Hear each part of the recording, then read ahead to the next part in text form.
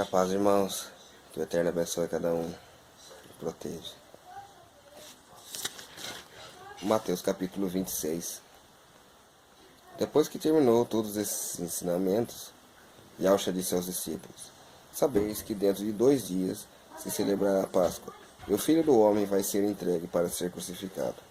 De fato, os sumos sacerdotes e os anciões do povo haviam se reunido no palácio do sumo sacerdote Caifás. Ali armaram um complô para a traição e prenderem Yahshua e o matarem. Observaram, porém, não na festa, para que não haja tumulto entre o povo. Yahshua estava em Betânia, na casa de Simão, o leproso. Uma mulher aproximou-se dele com um frasco de alabastro, cheio de perfume caríssimo, e derramou-o na cabeça de Yahshua, que estava à mesa. Vendo isso, os discípulos se irritaram, dizendo: Para que esse desperdício? Esse perfume podia ser vendido por um bom preço e o dinheiro dado aos pobres. Yahshua percebeu e disse-lhes: Por que incomodais esta mulher? Ela praticou uma boa ação para comigo. Os pobres sempre tende convosco, mas a mim não tereis sempre.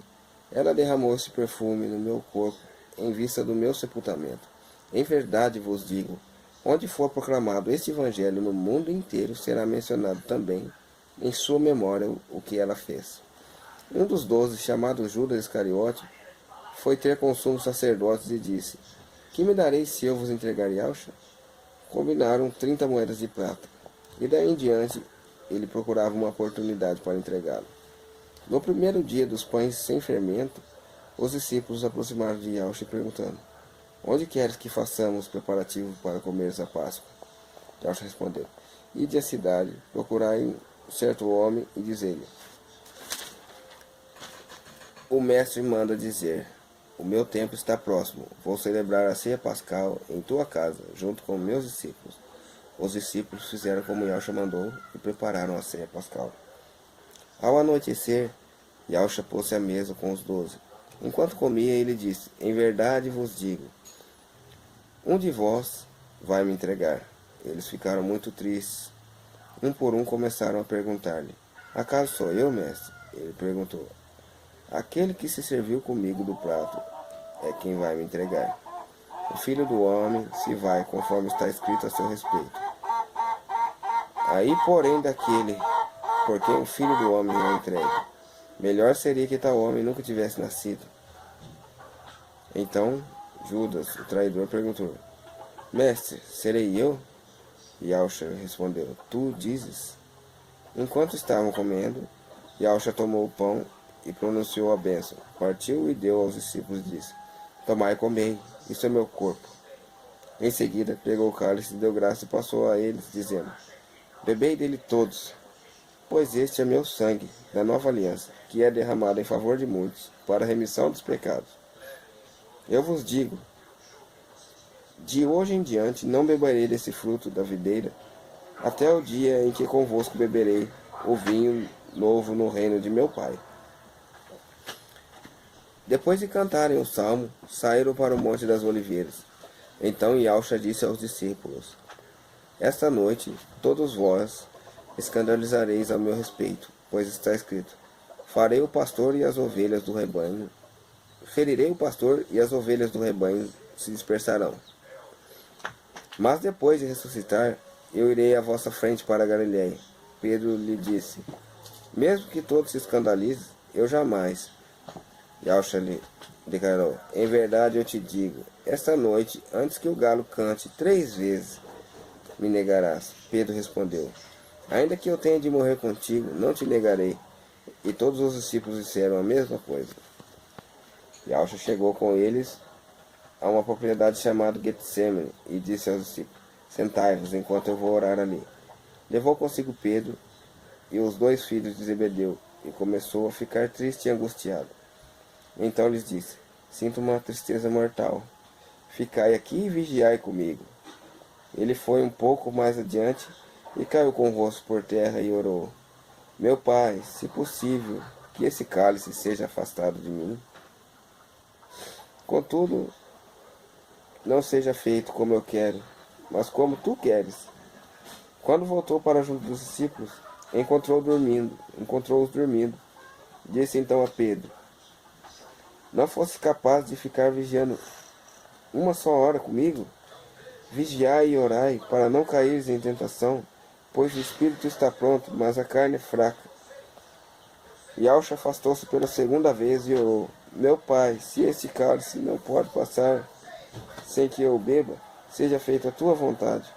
Voltou novamente e encontrou os discípulos dormindo, pois seus olhos estavam pesados. Deixando-os, afastou e orou pela terceira vez, repetindo as mesmas palavras. Então voltou para junto dos discípulos e disse: Ainda dormistes e descansais? Chegou a hora, o Filho do Homem está sendo entregue às mãos dos pecadores. Levantai-vos, vamos, aquele que vai me entregar está chegando. Yaush ainda falava, quando veio Judas, um dos 12, com uma grande multidão armada de espadas e paus, vinham da parte dos sumos sacerdotes e dos anciões do povo. O traidor tinha combinado com eles um sinal: aquele que o beijar é ele, prendei-o. Judas logo aproximou-se de Yaush, dizendo: Salve, Rabi, e beijou-o. Yaush disse-lhe: Amigo, para que vieste? Então os outros avançaram, lançaram suas mãos sobre Yaush e o prenderam. Nisso, um dos que estavam com Yaush estendeu a mão, puxou a espada e feriu o servo do sumo sacerdote, cortando-lhe a orelha. Yaush, porém, lhe disse: Guarda a espada na bainha,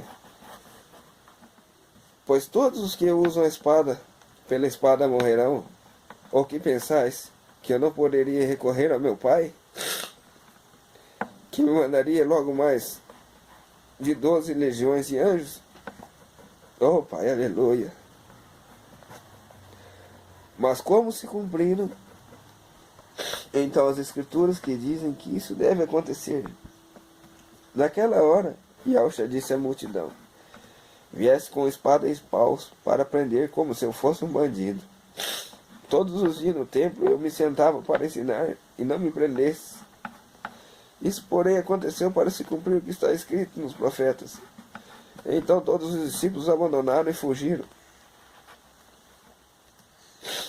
Os que prenderam Yaush levaram à casa do sumo sacerdote Caifás, onde estavam reunidos os escribas e os anciãos. Pedro